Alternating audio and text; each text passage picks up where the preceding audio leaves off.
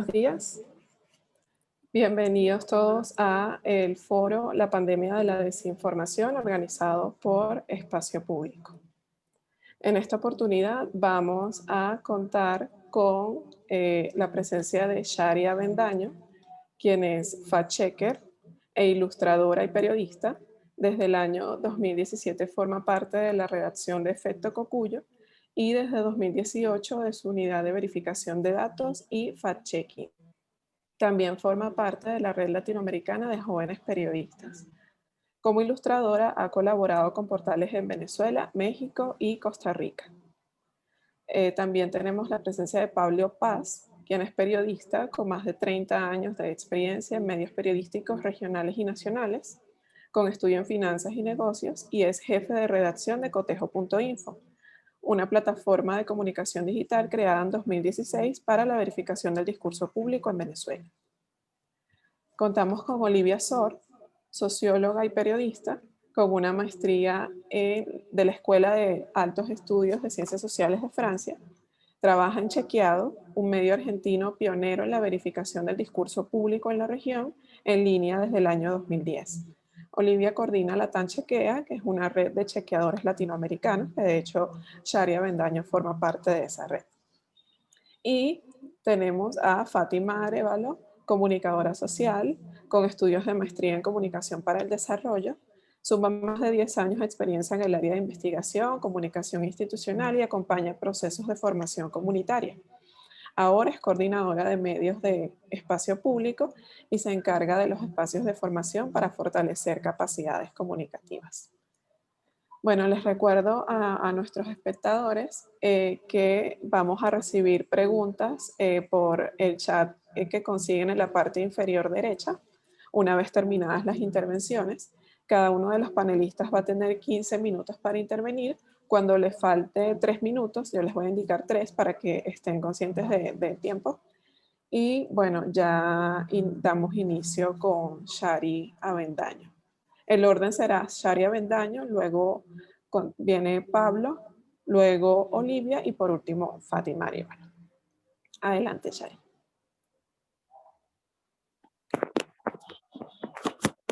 Hola, muchas gracias por la invitación. Voy a proceder a compartir pantalla.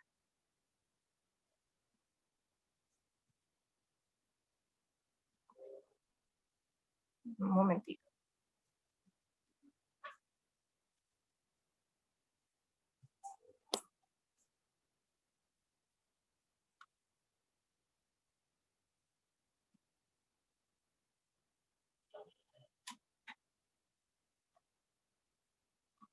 Ahora sí.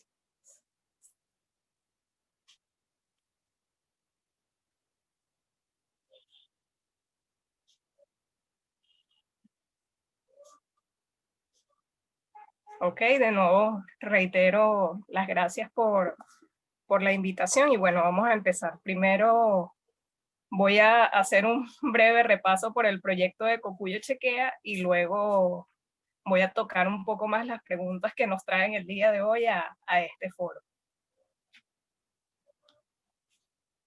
Y bueno, lo primero es que el proyecto de Cocuyo Chequea nació el 18 de marzo de 2018 con nuestra primera nota, que fue acerca de las pensiones y de la misión Amor Mayor, pero cuando este proyecto inició no fue como con todo súper planificado y ya sabíamos las clasificaciones a las que íbamos a llegar, sino que conforme fuimos haciendo notas, empezamos a ver qué era lo que funcionaba para nosotros, qué era lo que había que cambiar, cuáles eran las clasificaciones que nos funcionaban un poco más que otras, y así el trabajo se fue desarrollando. Para poder construir un método nos basamos en el que ya tenían desarrollado chequeados en Argentina y también Colombia Check, y también a partir de eso empezamos a construir cuáles eran las clasificaciones que mejor nos funcionaban. Tenemos ciertos, falsos, discutibles, incluso tenemos inchequeables. Para nosotros esas clasificaciones son muy, muy importantes porque también hay que mostrarle a los lectores que la realidad no es en blanco y negro, sino que esos grises también son bien, bien importantes. por supuesto, como todas las actividades en el mundo, el COVID-19 permeó absolutamente todo. Entonces, la primera solicitud de chequeo sobre coronavirus la recibimos el 23 de enero de 2020. Y desde entonces hasta al menos, o sea, como una fecha un poco a la mitad de este periodo, hasta el 14 de abril, hemos hecho nada más 40 chequeos solamente del tema COVID-19. Entonces, para que tengan como un número que ayude a graficar la gran cantidad de trabajo que ha traído esta enfermedad para los chequeadores. Y bueno, por cómo van un poco las cosas, pareciera que este número no va a disminuir. A la fecha, hasta el 5 de octubre de 2020, tenemos 212 artículos entre chequeos y notas de datos acerca de coronavirus. Entonces, esto va creciendo, parece que no va a parar al menos hasta que la pandemia disminuya desde el punto de vista local.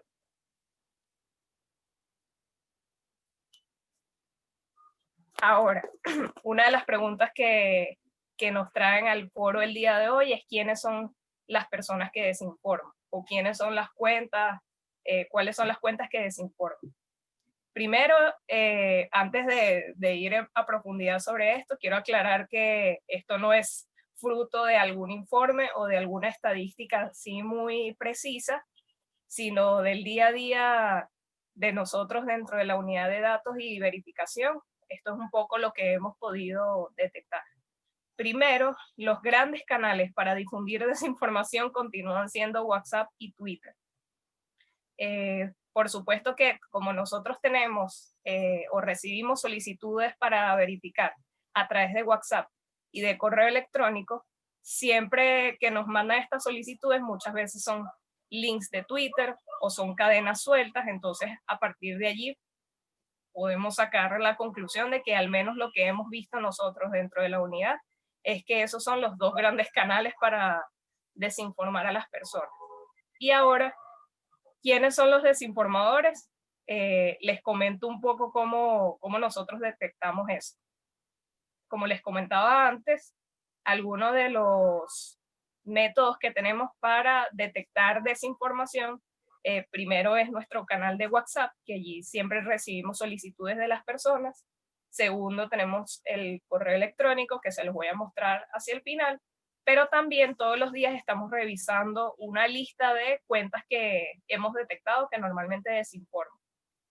En esa lista hay alrededor de unas 50 cuentas, si mal no recuerdo, y bueno, algunas de esas son las que pueden ver en la pantalla. Algunos de esas cuentas o esos portales son de contenido político, pero no de contenido político noticioso, sino contenido bastante radical a favor de una parcialidad política. Entonces eso es algo a lo que hay que tener cuidado, sobre todo cuando se hacen notas acerca de los contenidos que sacan, porque muchas veces entran en temas de amenazas y hay que estar como bastante pendiente. El segundo grupo de desinformadores lamentablemente son comunicadores que no están especializados precisamente en salud. Entonces leen algún contenido que más o menos les hace match y lo pasan en función de, por supuesto, del beneficio de muchas personas, pero caen en la desinformación.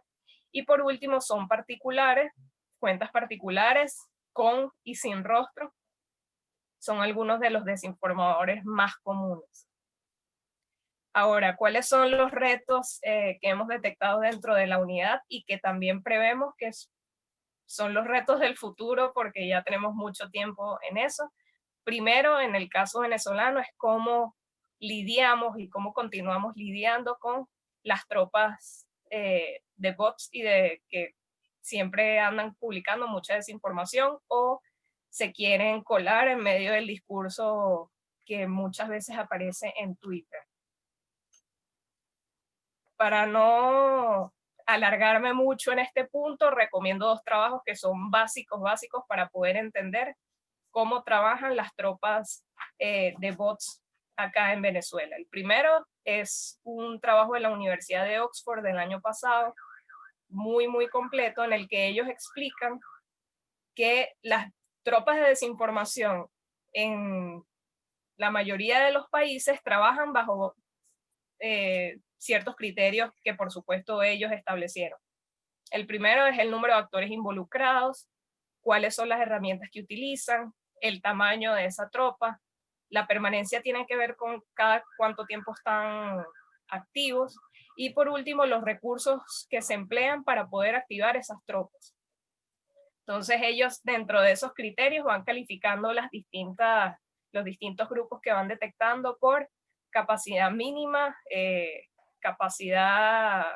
hay una clasificación entre capacidad mínima y capacidad media, pero ahorita no la recuerdo muy bien.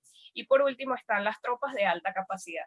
Y bueno, los países que ustedes pueden ver allí son los países que califican como que tienen una alta capacidad en términos de tropas de bots. Y por último, en este punto en particular, un trabajo que es la base para poder entender también cómo trabajan las tropas de bots en Venezuela, es el trabajo de la profesora Iria Puyosa, Estrategias de Guerra Informativa del Chavismo en Twitter. Súper, súper recomendado para poder entender rápidamente cómo es que esta logística se mueve. Otros de los retos que nos plantea la pandemia y también pues todo el contexto polarizado e incluso el contexto de elecciones que próximamente nos viene acá en Venezuela, lo explica muy bien este trabajo del Instituto Reuters y la Universidad de Oxford que se llama Navegando la Infodemia. Ellos llegan a varias conclusiones, pero de esas conclusiones saqué las 4 que creo que son las que vienen más a colación con el punto que estamos tocando el día de hoy. El primero es que las personas se están informando a través de redes sociales, plataformas de video, buscadores y mensajería. Si bien este es un reto, también representa una oportunidad bastante importante para los medios de comunicación. Ver de qué manera podemos publicar nuestros contenidos por medio de estas vías de comunicación. La segunda es que la mayoría de las personas encuestadas, este trabajo se hizo en 6 países, entre esos 6 países no estaba Venezuela, pero de igual manera es una buena referencia a tener en cuenta. La mayoría de las personas encuestadas piensa que los medios son relativamente confiables. ¿Qué significa esto?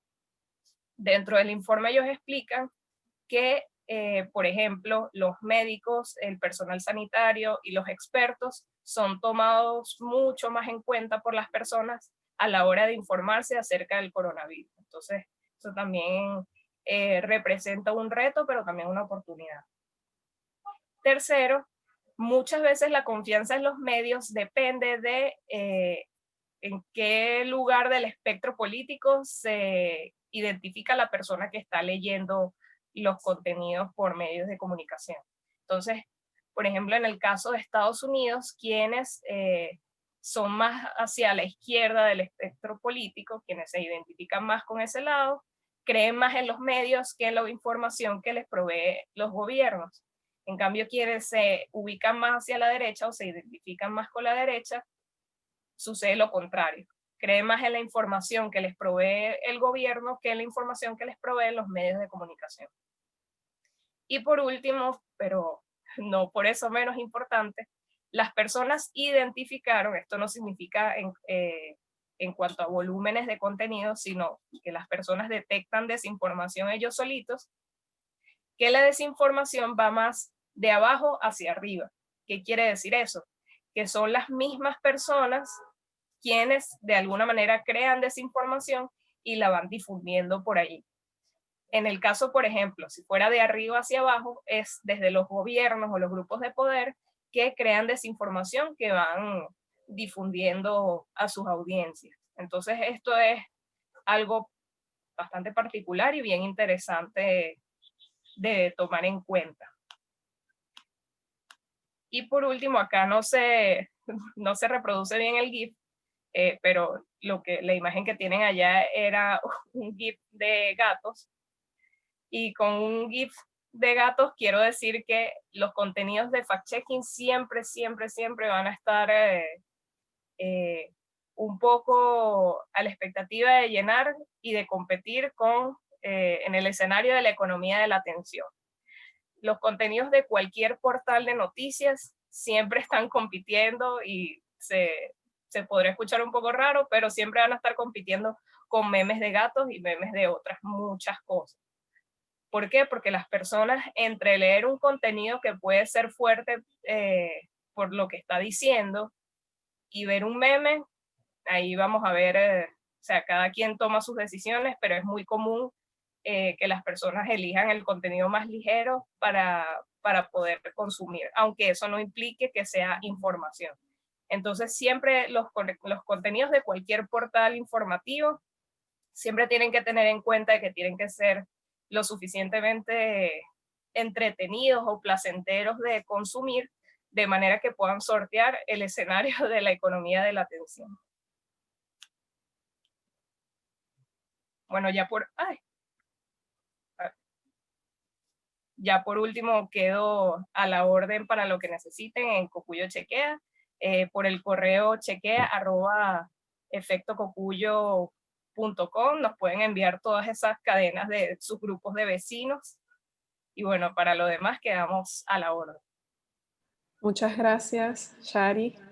Nos permite orientarnos un poco tanto desde el ámbito de la información per se como de los contenidos bastante comunes en redes sociales y que efectivamente hay un nivel de competencia importante, sobre todo en un contexto tan crítico local que tenemos y que muchos quieren informarse, pero al mismo tiempo quieren distraerse un poco de esa realidad. Ahora vamos con Pablo Enrique Paz de cotejo.info. Muchas gracias. Buen día. ¿Se escucha? Perfecto, sí, se escucha perfecto. Bien, buen día.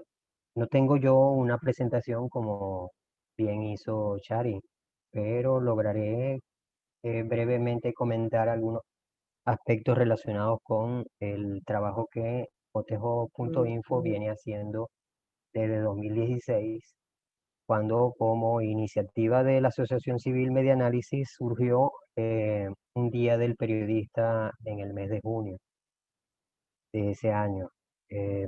La idea de cotejo.info se centró en la verificación, en la comprobación de elementos de veracidad o inexistencia de ella en el discurso público, de quien fuera la fuente que lo emitiera. Y en eso se centró el trabajo de cotejo.info, basando, claro, la metodología como lo hicieron otros medios en la metodología de chequeado y otros medios en América en materia de fact-checking. Y nosotros estructuramos nuestra clasificación básicamente en tres formas elementales: verdad, media verdad y mentira, aunque en nuestros trabajos, cuando hay bemoles o escalas de grises, como bien Chari comentó en su exposición, hacemos los comentarios destinados a la comprensión exacta de el discurso que se está analizando, verificando o chequeando. Ese es un poco el modo de trabajar de cotejo.info. Algunos otros trabajos que tienen que ver con vacíos de información los resolvemos mediante obras periodísticas incluidas en la categoría de periodismo de datos. Y así resolvemos vacíos de información que pueden estar surgiendo alrededor de ciertas especies informativas que ruedan a través de los medios de comunicación, a través de las cuentas de redes sociales de personajes, de personeros públicos de uno y de otro pensamiento político o tendencia. En el caso de cotejo.info, me centro específicamente, porque la temática del foro así lo estableció, en el proceso que inició con el año 2020, a propósito del proceso, de la experiencia que en Asia comenzó con el proceso de la COVID-19. Eso causó un flujo de información en América y particularmente en Venezuela que produjo mucha incertidumbre. Ya desde que comenzó todo este fenómeno en nuestro entorno informativo aquí en Venezuela, Cotejo ha hecho no menos de 75 verificaciones y otros trabajos de profundidad en materia de periodismo de datos, y de ellos aproximadamente 10 consistieron en temáticas relativas a la capacidad del sistema sanitario venezolano, otros relativos a los mecanismos de control de la enfermedad de la COVID en Venezuela, siendo uno de los de las áreas más nutridas de trabajo de verificación que se hizo desde enero-marzo hasta la fecha. Otra área de abordaje que ha tenido Cotejo.info en estos tiempos ha sido el relativo a la reactivación económica, alrededor de la cual también ha habido muchas dinámicas de desinformación o tratamiento tendencioso. Y también sobre las temáticas relacionadas con el tratamientos o protocolos de atención de la COVID-19. Diferencio control de tratamiento de la información porque uno tiene que ver con la atención médico-asistencial que se está brindando a los pacientes o a quienes han sido identificados como pacientes de la enfermedad, y otro em, es el cómo viene trabajando las instancias gubernamentales el tema de control de acceso, sistemas de mecanismos de contabilidad, etcétera. En ese sentido, Cotejo, desde el principio de la pandemia, estableció un contador, una especie de estadística paralela que, basado en fuentes oficiales diversas, realizó una base de datos propia que se coloca en el home de nuestra página cotejo.info, en el lateral derecho, y allí pues están disponibles gráficos de diferentes naturaleza que nos dan una idea de cómo va transitando la contabilidad de contagiados, de recuperados, fallecidos en materia de COVID en el país, en Venezuela. Internamente hemos hecho otros trabajos que son comparativos con la América Latina en esa materia de contagios y fallecimientos. Los flujos informativos más intensos que nosotros hemos venido trabajando, en los que hemos venido trabajando y sobre los cuales hemos hecho algún trabajo de verificación, han sido más importantes en los meses de abril, luego en julio, agosto y septiembre. O sea, octubre todavía está transitando, por lo que hay oportunidad de que crezca. Pero esos son los meses en los que más ha habido actos de verificación o de confirmación de información de vocerías, o profundización en temas que hemos detectado tienen vacíos o inconsistencias, y a través de trabajos de periodismo de datos hemos ahondado en ellos, pues, ¿no? Cuando nos toca hacer un ejercicio de identificación de las fuentes de información, de confusión informativa y por lo tanto de desinformación, tendríamos que hacer una clasificación un poco sencilla para no entrar en tanto detalle, ¿no?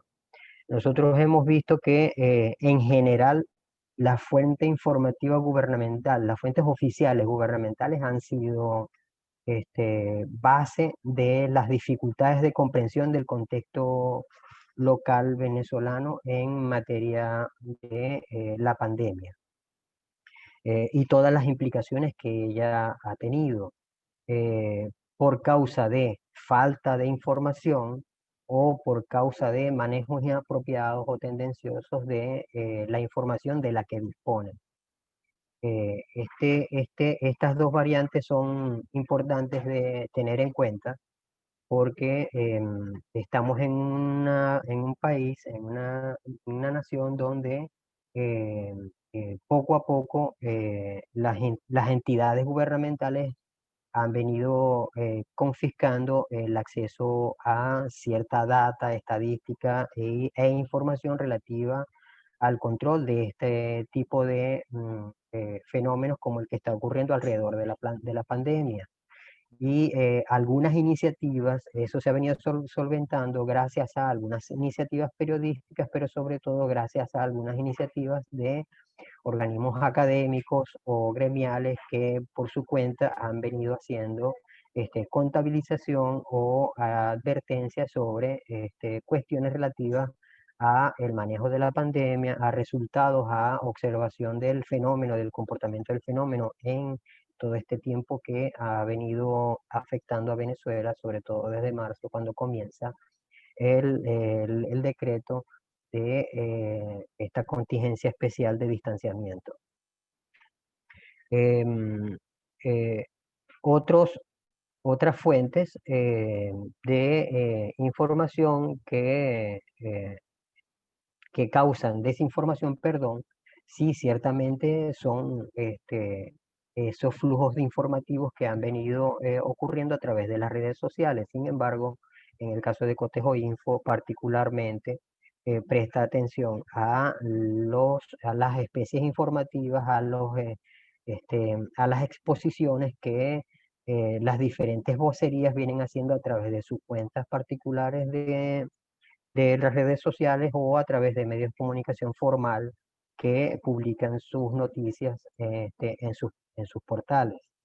De manera que el acceso a ese flujo que viene de otras fuentes, redes como WhatsApp, no necesariamente están contabilizadas en nuestra forma de llevar a cabo trabajo. Sin embargo, ocasionalmente hemos tenido la colaboración y trabajos aportados por nuestro hermano institucional, el Observatorio Venezolano de Fake News, que también es una iniciativa de media análisis, y que ellos sí realizan actividades de observación, contabilización del comportamiento de la información en forma de contenidos falseados que transitan a través de las redes sociales, y hemos tenido trabajos nosotros publicados en nuestra plataforma que tienen que ver con el modo como han sido verificados esos flujos informativos tendenciosos. En esa plataforma hemos observado que el flujo fundamental está en el WhatsApp, justamente, que es la plataforma a la que en este instante está teniendo más acceso la mayor cantidad de población que tiene la posibilidad de tener teléfono inteligente en sus manos con acceso ocasional o permanente a la Internet. Entre los temas que hemos venido, que podríamos resaltar, podemos comentar, por ejemplo, el inicio de este proceso de pandemia tuvo significación, en el inicio del proceso de pandemia tuvo significación cómo llegamos en ausencia de información veraz, confirmable, verificable, a, a esta experiencia de la pandemia de COVID-19. Uno de los primeros trabajos que se realizó dentro de cotejo.info 3 minutos. tenía que ver con la inexistencia, por ejemplo, de el boletín epidemiológico, lo cual impedía que pudiéramos tener una línea base de comprensión de qué era lo que venía. Y esa ausencia de información la tuvimos que resolver mediante un trabajo de periodismo de datos en el cual se pudo contrastar diferentes fuentes de información especializadas que nos permitieron tener una idea de cómo estaba el escenario en ese momento. De todas maneras, las dificultades de comprensión hoy se están viendo cuando ya tenemos constancia de que están surgiendo enfermedades endémicas o de otra naturaleza que están surgiendo de nuevo y que estaban erradicadas en nuestro país y que han sido despreciadas como información en cuanto a que lo más importante que está ahorita en el tapete es el tema de la COVID-19. Otros temas adicionales han tenido que ver con el manejo tendencioso que ha existido hasta ahora sobre algunos aspectos relativos a, por ejemplo, al control de la COVID, acerca de la cantidad de eh, camas disponibles para a la atención de los pacientes COVID, que hay cifras diferentes y manejadas de manera inadecuada, la tasa de contagiados que hemos tratado nosotros de venir eh, eh, manejando de manera más precisa con nuestro contador, pero que sigue teniendo una base inconsistente porque Un minuto. no está clara la metodología de contabilización ni de clasificación de los pacientes COVID en nuestro país.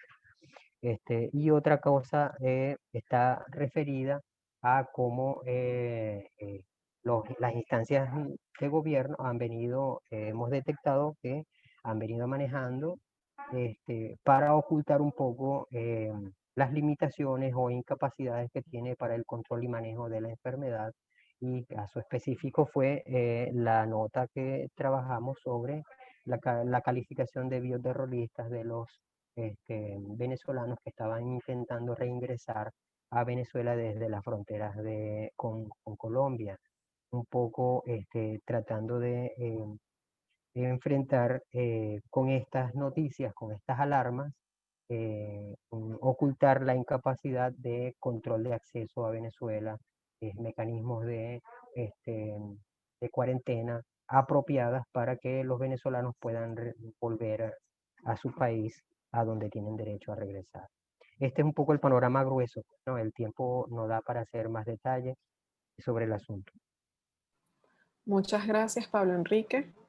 Ujú. Tu exposición nos ubica un poco, no solo en la coyuntura que, bueno, se alarga y no parece tan coyuntural asociada al COVID-19, pero también nos recuerda problemas estructurales, la falta de información, que al final termina siendo un motor importante para la desinformación en el país y que es un flagelo que venimos padeciendo desde hace mucho tiempo. Y bueno, distintas organizaciones de la sociedad civil han tenido, incluso periodistas de investigación, tienen la labor de generar datos, de generar información para poder tener un panorama cercano a la realidad.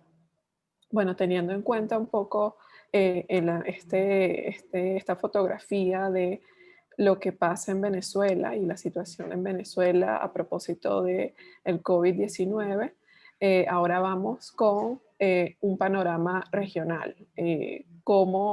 Si tenemos coincidencias, allí podremos ver si, como espectadores, si tenemos coincidencias o no con lo que está pasando en términos regionales.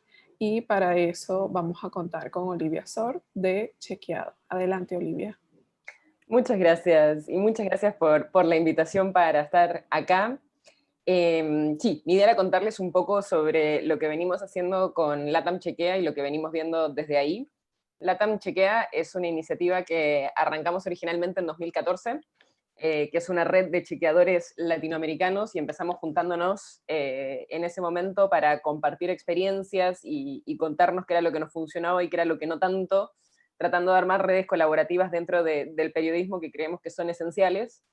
y después de algunos encuentros y algunas actividades que veníamos haciendo, en marzo, cuando vimos lo que estaba ocurriendo con la llegada de coronavirus a América Latina, potenciamos esta red y decidimos hacer una colaboración mucho más intensa en la que nos compartimos el material que publicábamos sobre coronavirus, en parte porque justamente, y en línea con lo que decías, Marisabel, mucho de lo que veíamos en un país coincidía con lo que estaba pasando en otro, y nos parecía que si lográbamos juntar nuestros recursos, dado que muchos de nosotros somos organizaciones relativamente chicas y a nadie le dan las manos para chequear todo lo que circula, lo mejor que podíamos hacer era compartirnos las verificaciones y poder apoyarnos en el trabajo de nuestros colegas en otros países para responder lo más rápido posible a las desinformaciones. Pues sabemos que la desinformación tiene un ciclo de vida en general, digo, hay casos particulares, pero muchas veces tiene un ciclo de vida en que las primeras horas y los primeros días en que se difunde es muy importante salir a desmentirlo si es que está siendo viral. Y que demorarse mucho en eso puede hacer que tenga menos impacto la verificación que si se hace más temprano. Y entonces, para poder hacer eso y poder acelerar nuestros procesos, lo que hicimos fue hacer una base de datos compartido con los chequeadores de la región, cosa de que si aparecía algo que ya habían chequeado en Venezuela, que empezaba a aparecer después en Argentina, nosotros podíamos retomar el trabajo de nuestros colegas venezolanos sin tener que buscar otras fuentes. En todo caso, nos tocaba buscar las fuentes locales, pero ya teníamos armada una base sobre la cual construir y poder chequear muchísimo más rápido. Y eso, en parte, creo que funcionó bien. Shari podrá decir, si no, podrá decir lo contrario. Pero en parte creo que funcionó porque justamente lo que vimos es que muchas de las desinformaciones eran comunes en la región. Y en eso vimos distintos tipos de desinformación en distintos momentos de la pandemia. En un inicio, cuando recién nos empezábamos a hacer a la idea de coronavirus y teníamos mucho menos información que ahora, mucho de lo que circuló fueron, digamos, recetas caseras para combatir la gripe aplicadas al coronavirus, del agua con jengibre, el comer ajo, y en eso por ahí cada país tiene su particularidad cultural, que en Argentina puede ser el mate y en Venezuela es otra cosa, depende un poco de los consumos culturales de cada país, pero el principio básico de que haya alimentos, digamos, que pueden ayudar a combatir o a protegerte del coronavirus es bastante parecido y circuló en todas partes muchísimo. El bicarbonato, hacer gárgaras con bicarbonato de sodio, etcétera, etcétera. Y en eso lo que veíamos, y esto es una interpretación que hacemos de esa desinformación, pero es que posiblemente hayan sido personas con buena intención, que encontrándose frente a una enfermedad desconocida, que tenía algunos síntomas que podían asemejarse a la gripe, pensaron que los remedios de la gripe podrían servir y le transmitían esto a sus seres queridos. Y en eso quizás haya sido simplemente una cuestión de ignorancia de una enfermedad desconocida y de una forma de reaccionar, digamos, de buena fe, posiblemente.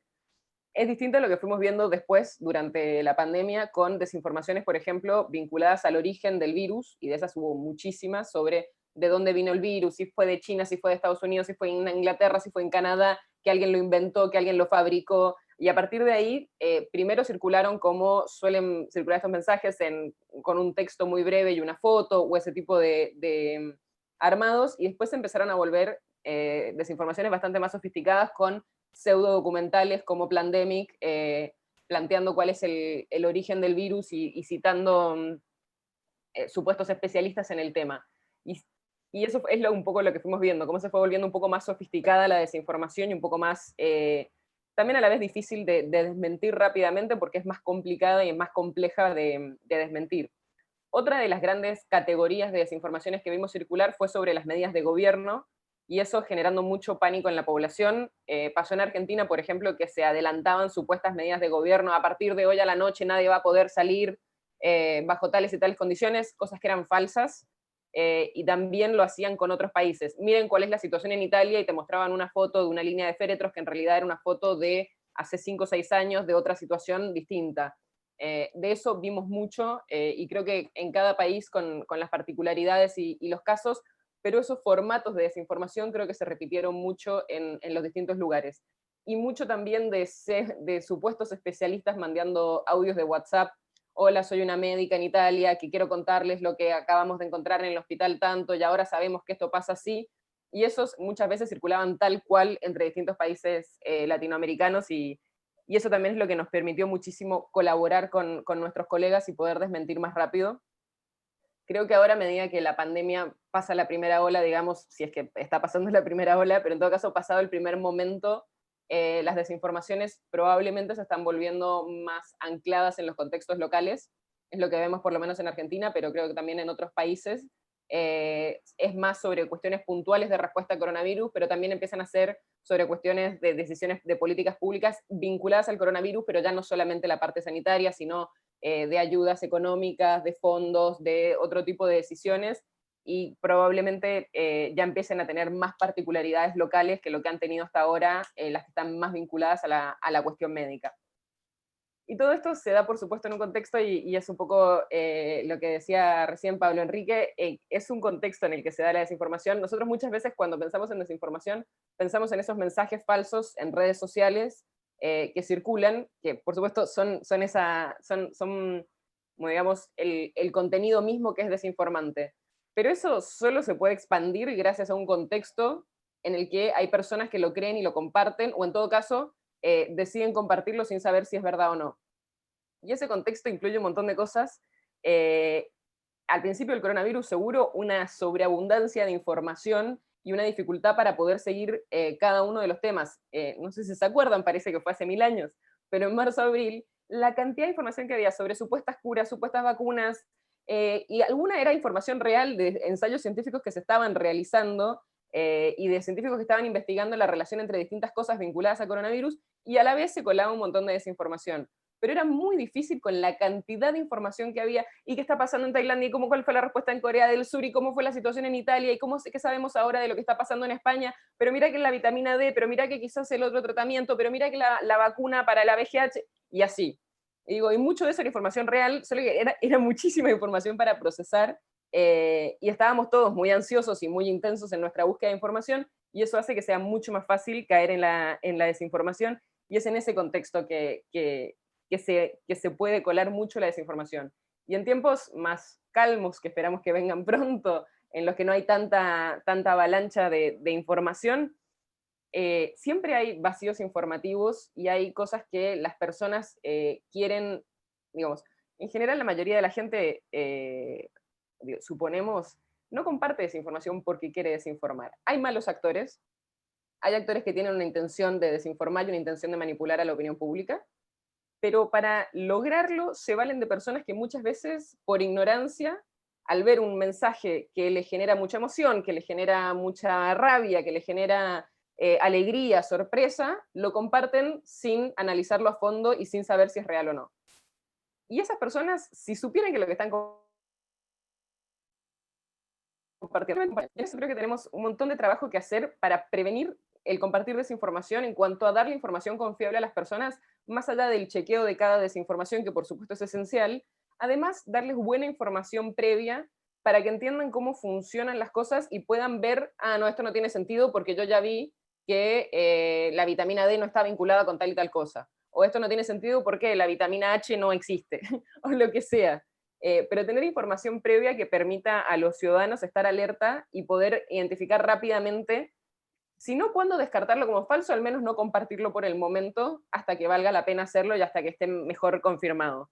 Entonces, creo que ahí hay un montón para hacer, y después creo que el otro gran problema con las desinformaciones, más allá de vuelta de los contenidos en sí, son los amplificadores, que los mostraba Shari en su presentación también, pero son estas personas que tienen muchos seguidores y que quizás vienen de otros ámbitos, a veces son periodistas, a veces son políticos, a veces son modelos, a veces son artistas, cantantes, se me viene el ejemplo de Miguel Bosé, que es muy claro, pero digo, personas que no necesariamente están vinculadas a esto y que hacen circular teorías que por ahí estaban dentro de pequeños grupos, que es un problema que estén en esos pequeños grupos, pero se mantenían en grupos relativamente chicos que creían en una teoría conspirativa, y viene un amplificador con millones de seguidores, toma esa teoría bastante marginal y se la expande al mundo, poniéndole además su sello personal de toda la gente que confía en esa persona, la quiere, le tiene cariño y demás. Y creo que ese es uno de los grandes problemas que tenemos con la desinformación. De un lado, los vacíos informativos y la falta de información confiable previa para que las personas puedan mejor analizar y tomar sus decisiones. Y de otro lado, los amplificadores que hacen que salgan de pequeños grupos y de pequeñas comunidades y se expandan a espacios mucho más grandes y pasen a ser mainstream de alguna forma estas desinformaciones. Y todo eso, por supuesto, siempre manteniendo el ojo en los contenidos en sí, y desmintiendo cada vez que hace falta, sobre todo en el caso de coronavirus, porque muchas de esas desinformaciones tienen un efecto directo sobre la salud de las personas. Incluso las desinformaciones bien intencionadas, como puede ser el té de jengibre, puede hacer que una persona se sienta más segura y más tranquila de lo que debería estar, porque piensa que está protegida por el té de jengibre, o por el ajo, o por las gárgaras con bicarbonato de sodio, o por lo que sea, y no es el caso.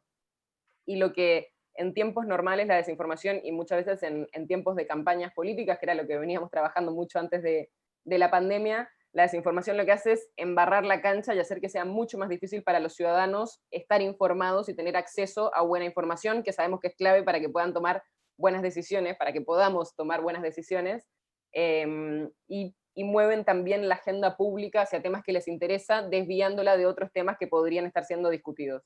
En el caso de coronavirus, a todo eso y a la dificultad de seguir la información, se suman los riesgos que trae para la salud de las personas, y todos los problemas que hemos visto, llegando desde pequeñas cosas como no ponerse la mascarilla o no tomar la distancia que corresponde, hasta casos muy dramáticos, como fue el caso acá de un chico de 5 años que murió por tomar dióxido de cloro porque sus padres pensaron que con eso podían sanarlo y curarlo de coronavirus. Así que eso es un poco lo que venimos viendo, y en eso creo que a grandes rasgos durante la pandemia hubo muchas situaciones similares en distintos países de la región, y que a medida que pasa esta primera parte, digamos, más sanitaria de la pandemia, empieza a haber más cuestiones locales vinculadas a las políticas propias de cada país. Muchas gracias, Olivia. Tu exposición nos permite ver un poco cómo fue evolucionando, ¿no? En el contexto de la pandemia, es decir, al principio, en medio de la incertidumbre y saber que era algo novedoso, bueno, estalló toda la dinámica desinformativa, y luego, bueno, ya tenemos 8 meses, ya las aguas se fueron calmando. Sin embargo, bueno, existe una especialización, como bien lo señalas, algo que va siendo mucho más menudo, mucho mejor trabajado incluso, y mucho más localizado. Entonces quizás allí ya el impacto que puede tener la desinformación, lo que tenía en marzo y lo que tiene ahora, puede ir variando de acuerdo a esas especificidades de estos mecanismos de desinformación. Y también, bueno, el alcance de cómo eso impacta en la vida real de las personas. Es decir, muchas veces se cree que, bueno, la desinformación está allí, te puede llegar una información falsa, no la sabes, luego se verifica, pero más allá de un tema de quizás tomar una decisión puntual, puede afectar la vida de las personas, como bien lo señalas con el ejemplo argentino. Y nos asomas también cómo la carga emocional de los usuarios incide directamente en la difusión de la información.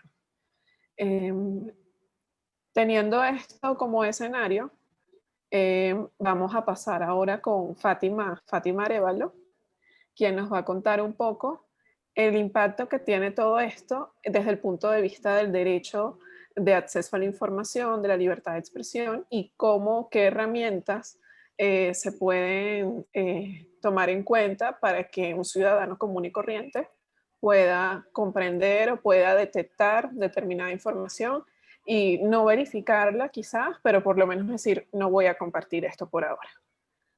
Adelante. Hola Mari. Hola Mari, hola a todos, buenos días. Efectivamente, ahorita en los próximos minutos revisaremos lo referente a la desinformación y libertad de expresión. ¿Me pueden confirmar que se esté viendo la pantalla compartida? Perfecto, se ve perfecto. Correcto. Ok, buenísimo. Entonces, bueno, para hablar o comenzar a hablar sobre este tema de desinformación y libertad de expresión, yo tomé el concepto de la Real Academia Española sobre lo que es desinformar. La Real Academia Española nos dice que es dar información intencionalmente manipulada al servicio de ciertos fines, o que también puede ser dar información insuficiente u omitirla. Ambas acepciones nos van a permitir abordar la vinculación entre la problemática de la desinformación y nuestro derecho humano a buscar, recibir y difundir información, para posteriormente, como dijo Mari, revisar qué podemos hacer como ciudadanos frente a esta problemática. Lo primero que queremos abordar frente a estos dos sencillos conceptos que nos aporta la RAE es, en un primer aspecto, de quién está emitiendo o comunicando la información.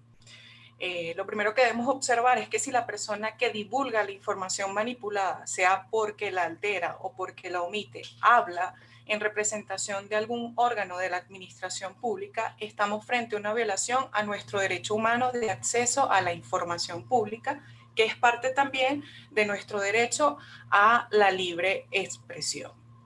Entre comillas, hablar, porque nuestro derecho abarca más que la expresión oral. La información pública son todos aquellos datos en manos de la administración pública y que pueden estar expuestos por distintas plataformas, algunas en línea, otras digitales. Para un poco graficar esto que les estamos o que les estoy comentando, vamos a ver el caso de las cifras sobre COVID en Venezuela.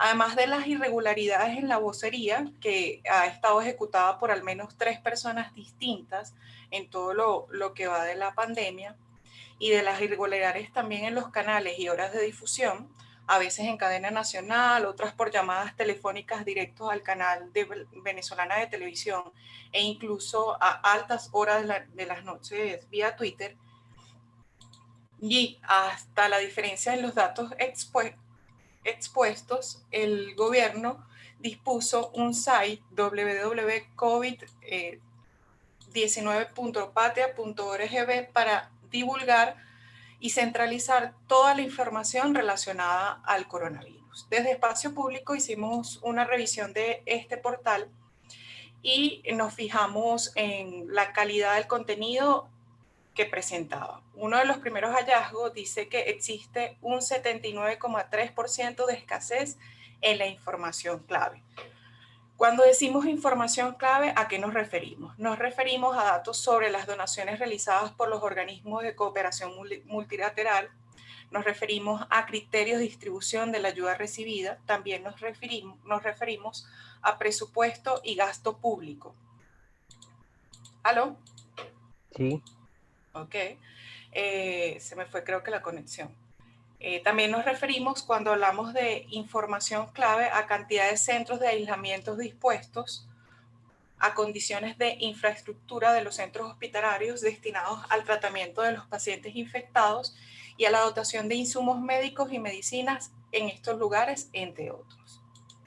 También hallamos que un 66,7% de la información publicada en el portal COVID en Patria, en el portal de Patria, tenía carencias en la calidad de los contenidos. Cuando hablamos de la calidad de los contenidos, nos referimos a últimos avances médicos e investigaciones, difusión de campañas, programas y planes de orientación al público, claridad de los contenidos y coherencia entre ellos, facilidad en la navegación dentro del sitio y precisión en la información y calidad en los enlaces.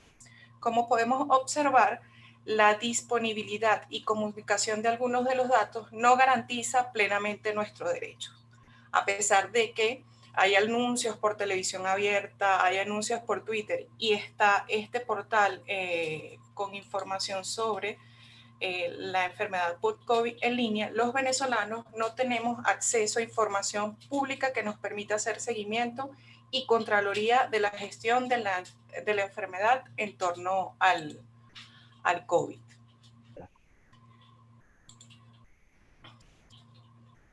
Seguimos.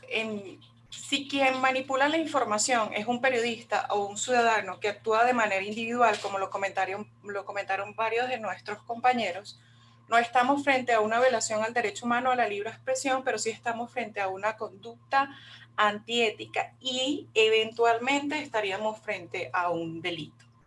Y es importante detenernos un segundo en este punto porque además una de las preguntas más frecuentes que hemos recibido en nuestros espacios formativos sobre acciones ciudadanas para verificar información es sobre cuál es el castigo o la pena máxima para la difusión de informaciones falsas. Y esto nos preocupa porque no queremos que se haya naturalizado, no deseamos que se haya naturalizado dentro de la sociedad venezolana la criminalización y persecución de la expresión, que también incluye el contenido inexacto, y que los ciudadanos tengamos la expectativa de que esa es la única forma de regular o resolver nuestras problemáticas. Y hago énfasis en nuestras problemáticas porque en el caso de la desinformación, la viralización es una responsabilidad que compartimos todos potencialmente en igual proporción. ¿Qué podemos hacer o cuál sería de alguna manera la solución, entre comillas, frente a estas personas individuales, sean periodistas o ciudadanos comunes, que difunden información falsa? Bueno, en libertad nosotros podemos dejar de seguir o de leer a ese periodista o medio que ya reconocimos que manipula la información. Podemos también acudir a sistemas de autorregulación a nivel profesional o gremial, y podemos también acudir a la figura del defensor del lector o hacer uso de nuestro derecho a réplica. El segundo aspecto que hay que tener en cuenta sobre la problemática de la desinformación es que, sin importar quién produzca la información, el contenido falso afecta la calidad de las decisiones que tomamos como individuo y como sociedad. La Comisión Interamericana de Derechos Humanos ha expresado que la libre expresión es la piedra angular de la democracia. En esa misma analogía, nosotros podríamos decir que la desinformación es una de las gotas que erosiona esa piedra angular.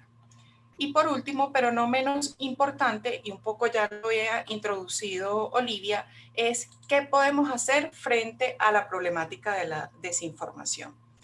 Creo que hay distintos actores involucrados en esta problemática y cada uno ha venido haciendo un poco lo que le corresponde. Los primeros, los periodistas o el periodismo, vienen enfrentando la desinformación con verificación. No solo en Venezuela, sino, como lo dijo Olivia, en toda la región se han constituido equipos encargados de hacer la verificación de informaciones, pero también de hacerle el seguimiento al discurso público, un poco lo que nos comentó primero Chari y luego Pablo. Luego tenemos que algunos intermediarios han enfrentado la desinformación priorizando contenidos verificados. Y esto es un poco lo que podemos observar cuando entramos a hacer una búsqueda en Google o cuando hacemos una búsqueda referida al coronavirus en algunas redes sociales como Instagram y Twitter, que lanzan al usuario una alerta sobre o indicando acá podrás encontrar contenido verificado sobre esa información. Y luego cabría o valdría la pena preguntarnos, ¿y el resto de las personas podemos hacer algo? Y la respuesta es sí. Y podemos hacer algo no solo porque queramos, sino también porque podemos. Todos tenemos las capacidades necesarias para minimizar el efecto de las circulaciones de las informaciones falsas en nuestro entorno más inmediato. Cuando tomamos un rol activo frente a la circulación de informaciones, es decir, cuando hacemos un consumo consciente de lo que leemos, vemos y escuchamos, estamos fortaleciendo nuestro derecho a recibir, y no cualquier información, sino información de calidad. Por ello, desde Espacio Público recomendamos incorporar a la rutina informativa, es decir, a lo que percibimos por televisión, radio y prensa, a las conversaciones con otros y a los que vemos en Internet, 4 acciones. Detente, duda, busca y coopera. A continuación les voy a ir hablando resumidamente de cada una. Primero, detente. ¿Por qué nos tenemos que detener? Porque las informaciones falsas tienen como objetivo generar una respuesta emocional que nos impulse a difundirlas de manera inmediata sin pensar. Entonces, si lo que lees, escuchas o ves te causa una reacción emocional muy grande, detente. ¿Te sorprende o te genera una repulsión, indignación, alarma o sensación de peligro? Detente. Tómate un minuto para pensar más allá de tu emocionalidad, especialmente en momentos de efervescencia o durante eventos particulares. Y cuando decimos esto, también tenemos que reconocer que en Venezuela probablemente pasamos de un momento de efervescencia a otro continuamente. Pero teniendo en cuenta este dato, podemos ir generando las alarmas necesarias que nos permitan lidiar con la constante desinformación. Algo tan sencillo como, después de participar en este foro, ¿cómo reaccionarás ante la próxima cadena de WhatsApp que asegure que se dio con el brebaje que cura el coronavirus? ¿Y cómo reaccionaremos los venezolanos, por ejemplo, ante la información que circulará por el evento electoral del próximo 6 de diciembre? Detenernos nos puede ayudar a generar estas alarmas para lidiar con las informaciones en momentos de efervescencia. El segundo paso que les proponemos es duda. Y debemos dudar porque estamos llamados a valorar de forma crítica las informaciones que nos comparten.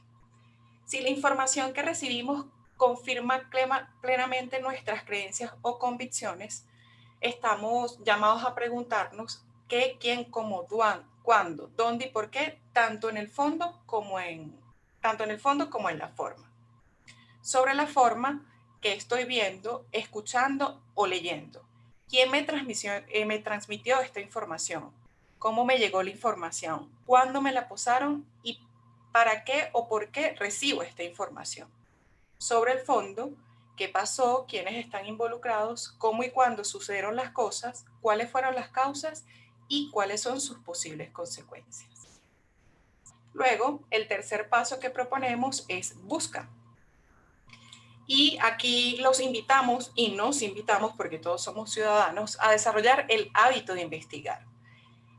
A las preguntas que nos hicimos en el punto anterior, en el duda, hay que darle respuesta. Y para ello nos podemos apoyar tanto en recursos que tengamos en el mundo digital como en el mundo presencial.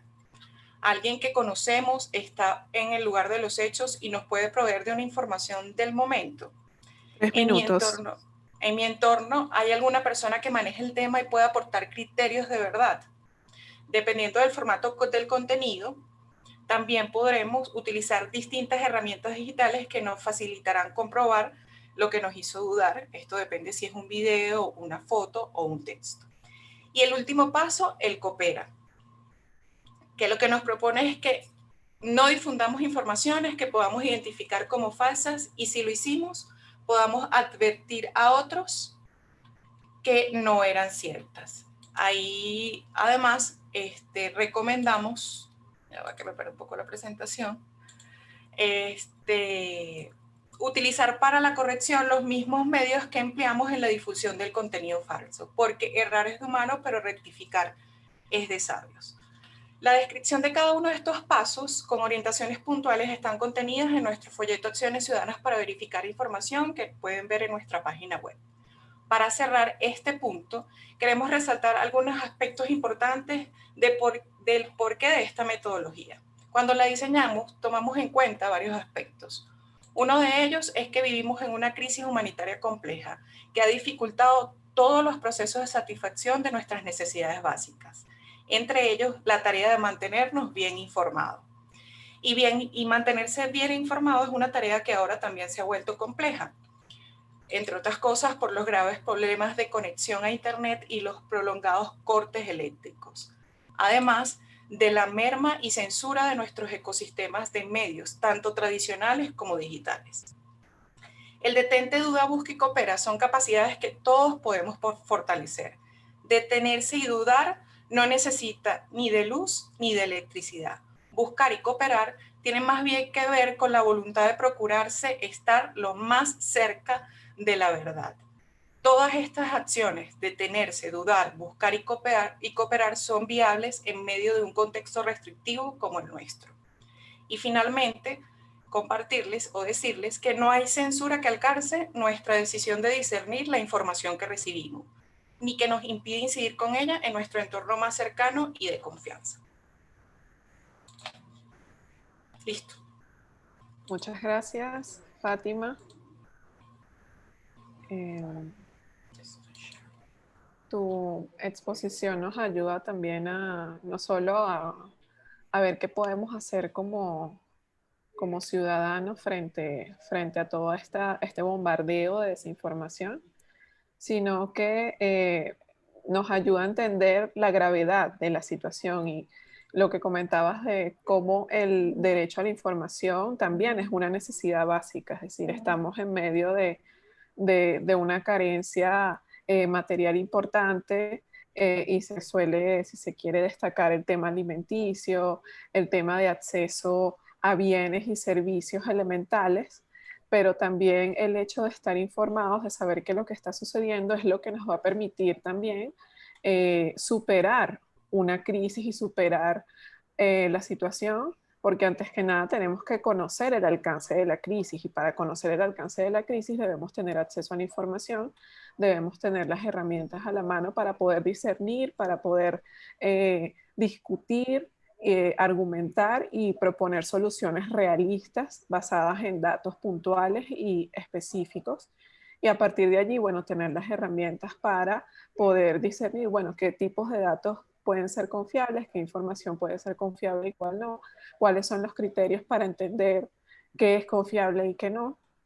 Y luego allí, desde esa posición, incidir de forma efectiva en nuestra realidad inmediata. Bueno, ahora pasamos a la fase de preguntas. Les recuerdo a nuestros espectadores que pueden poner sus preguntas en el chat que aparece en la parte de abajo, se llama preguntas y respuestas. Allí tenemos una primera pregunta que, bueno, puede ir a los verificadores locales, que es cómo la pandemia afectó la confianza de la gente en los medios de comunicación en Venezuela. Si quieren, pues Pablo o Shari pueden darnos su opinión al respecto. Me tomo la palabra. Perfecto, adelante Pablo. No creo que haya sido exactamente la pandemia la que haya minado la confianza en los medios, sino el modo como se ha venido manejando la información alrededor de esta, la que ha causado desconfianza.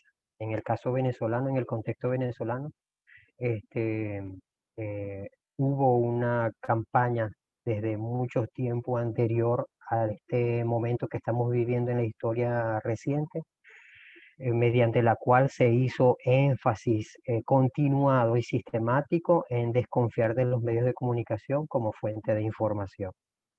Y eso, de alguna manera, por razones diversas, caló en el pensamiento del ciudadano. Esto fue por un momento nocivo para los medios de comunicación, pero también fue positivo en cuanto a exigió de estos medios, por lo menos los medios formales,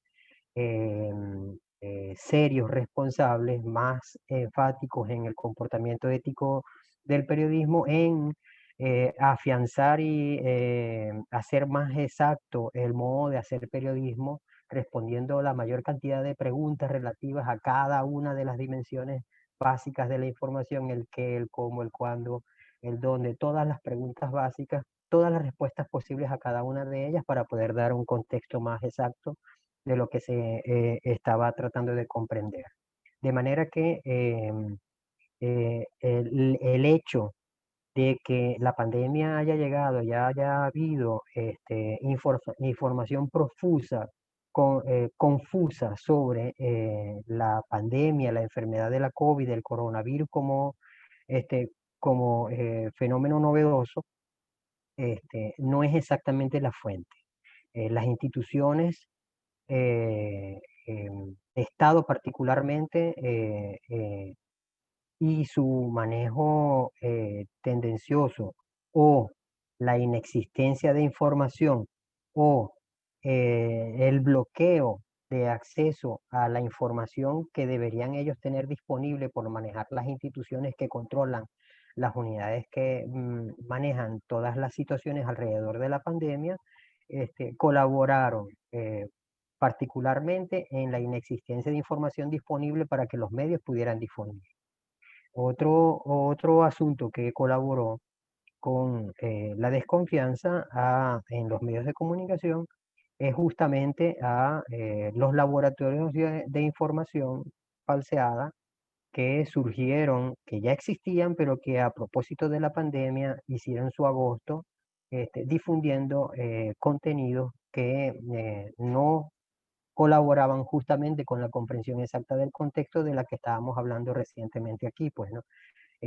Tengamos claro que una sociedad democrática, libre, participativa, requiere de ciudadanos conscientes, no de ciudadanos obedientes.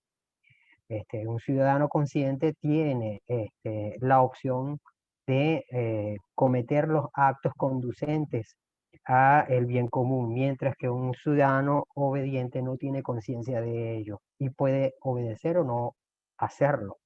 De manera que la información acertada, completa, suficiente, exacta, que haya sobre lo que describa y nos haga comprender el contexto es lo que nos va a ayudar a ser ciudadanos conscientes y tener una sociedad en la que todos trabajamos y remamos hacia un mismo sentido, que es salir de esta circunstancia particular a las que nos ha traído la pandemia de la COVID.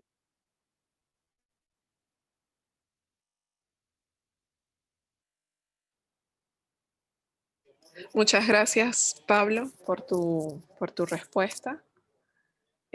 Otra pregunta que tenemos y que es para todo el panel es ¿qué impacto o qué balance hacen ustedes de el papel del Estado en todo este escenario que se ha dibujado de la desinformación, tanto en Venezuela como en el resto de América Latina? Es decir, ¿cuál es el papel del Estado? ¿Qué ha hecho a favor o en contra para promoverlo o para frenarlo? ¿Y cuál es el balance de ese papel? ¿Quién quiere iniciar? Yo puedo responder. Adelante, adelante, Olivia. Rápidamente en una respuesta más global de lo que hemos visto desde acá, y es que los estados han reaccionado de manera muy distinta en distintos países frente a esto, y tenemos desde casos como Brasil, donde el Estado ha promovido casi, digamos, miembros del gobierno han promovido, incluido el presidente, han promovido desinformación vinculado con falsas curas, vinculados con las supuestas, minimizando las consecuencias que puede tener el virus y demás, a países en los que el Estado ha funcionado mucho más como proveedor de información de calidad, con distintos aciertos y desaciertos. Hay muchos casos en los que las estadísticas oficiales fueron cuestionadas. Pasó en Chile, por ejemplo, donde el número de muertes que se informaba a la Organización Mundial de la Salud era distinto al número de muertes que se informaba de manera interna a la prensa local, y eso genera desconfianza, por supuesto, de los datos públicos.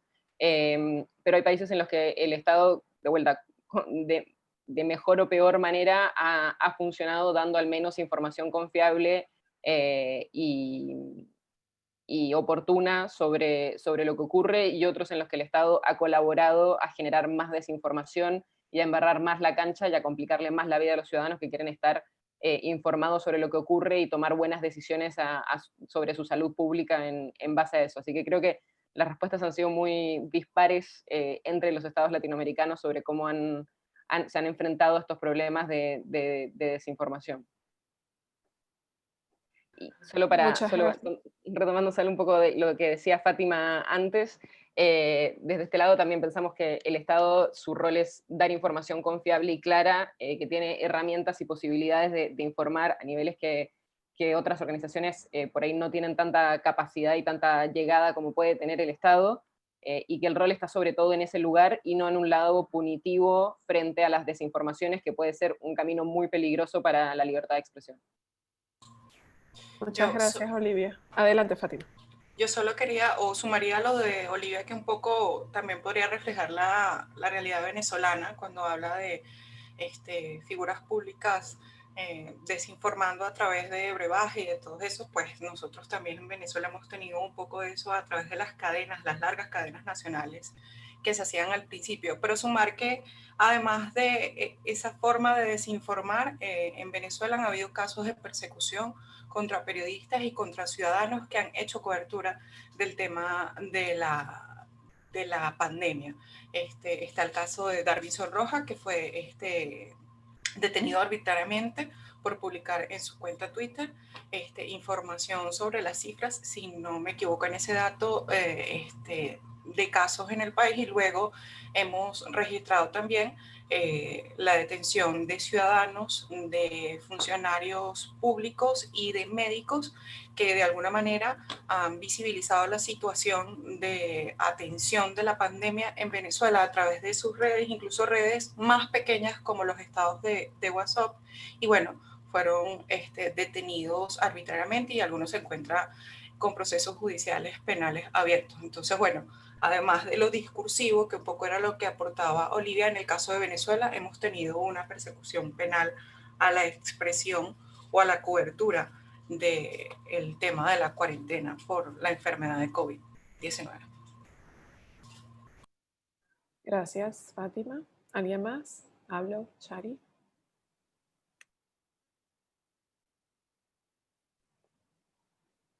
¿No hay más comentarios? Bueno, creo que hemos contestado las preguntas. Y bueno, si no hay mayor, no quieren comentar más al respecto, bueno, llegamos al final de este foro. Les agradezco mucho su participación. A Shari Avendaño por Efecto Cocuyo, Pablo Enrique Paz por cotejo.info, Livia Sor por Chequeado Argentina y Fátima Arevalo por Espacio Público. Les agradecemos su participación a todos los espectadores y bueno, que estén pendientes de las redes de nuestros panelistas, tanto en Twitter como en YouTube, y estén pendientes también de las próximas propuestas, las próximas convocatorias que vamos a hacer a propósito de la libertad de expresión, el acceso a la información pública. Muchas gracias a todos. Igual. A ustedes. Que estén muy bien. Igualmente, hasta luego. Hasta luego. Hasta luego.